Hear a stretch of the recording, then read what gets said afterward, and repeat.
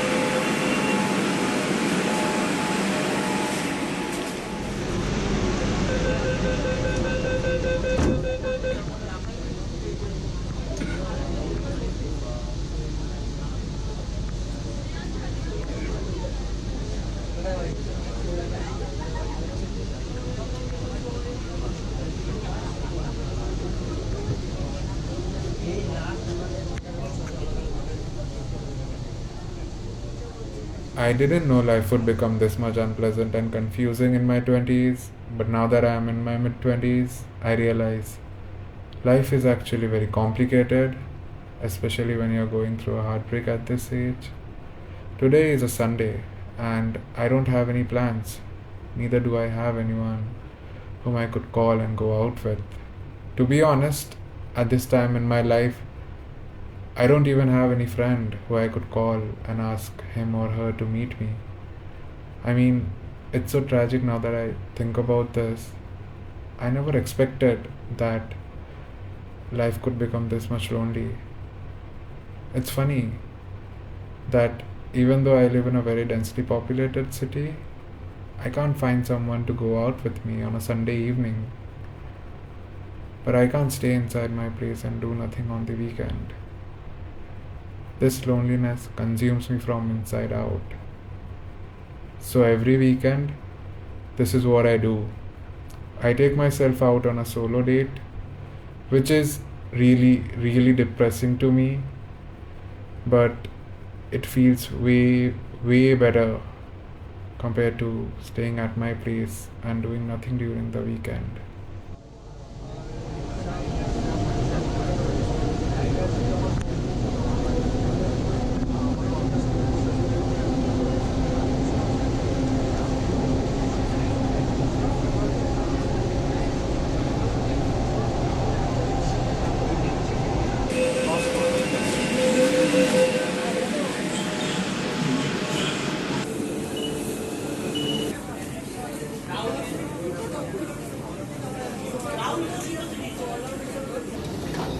It's been 104 days since the day I lost Faye. I never thought I would ever lose her from my life. But then, this is the reality now. It's suffocating for me to digest the fact it's the 14th weekend where I can't call her, I can't meet her. I've always been a very peculiar person in general, and I know there are very few people who would like my odd personality, but I genuinely believed she loved me through and through. Or maybe that is what I wanted to believe when I fell for her 6 years ago.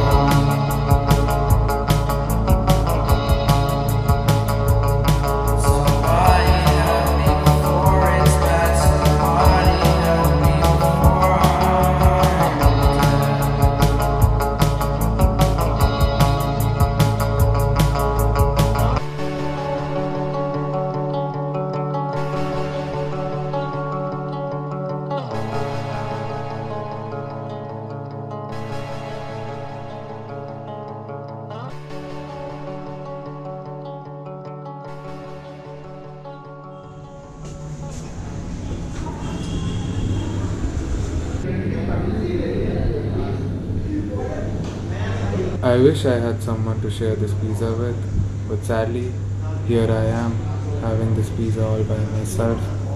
While people around here on the streets of Park Street are having a great time, they all seem quite happy over here on the streets of Park Street. Obviously, this is the most happening part of the city, and everyone here is having someone's company, unlike me, who is here all by himself.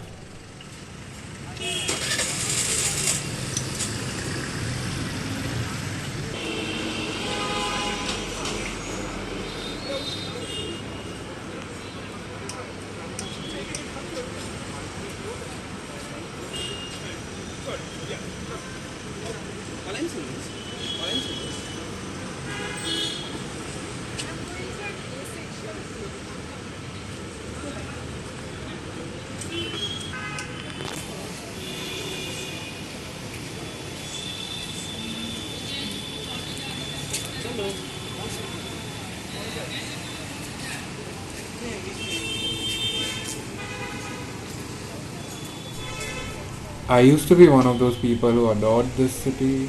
I loved exploring new places around my city, around our city. This used to be our favorite thing to do, to explore new, unknown, unexplored corners of this city. We both loved walking. We walked through every street I know in this city. But now, to me, the city of joy feels like a city full of broken dreams and sorrow. All these roads are so familiar, but I lack her company. Sometimes, when I look towards the other side of the road, and there she is, I see her smiling towards me. I see her on every street we walk together, and this city haunts me, makes me want to kill myself. Life is actually quite suffocating for me, but I don't understand why do I get these suffocation attacks while I'm asleep. It's like my body doesn't know how to breathe without the air having a smell in it. I want to have a normal life. I really do. But I don't know how. And I don't want to feel this empty void in my life any longer.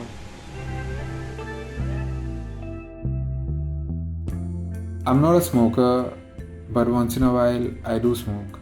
Mainly because of two reasons. Firstly, I like these clove cigarettes, and then comes the other reason why I sometimes smoke a cigarette. It's more of a symbolic reason. So if you think about it, then a burning cigarette is like an hourglass. Once you light it up, the timer starts, and the cigarette slowly burns away into the thin air within a finite time. And if you compare this to us mortal beings, aren't we all very similar to a burning cigarette? We are all a bunch of walking, burning cigarettes. As long as we have something to offer, we'll have company. And once we run out of our tobacco, then the world just flicks us away.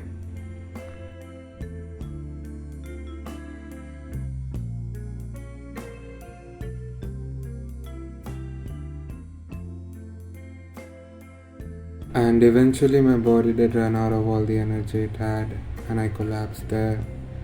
I was struggling for air, fighting through another suffocation attack, and it felt like there's no air left for me to breathe. And the suffocation got so intense that I genuinely believed that I might not be able to survive. But then, after slightly more than an hour later, I woke up.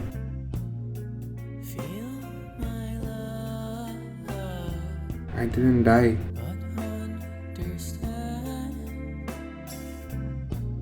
It's all just love.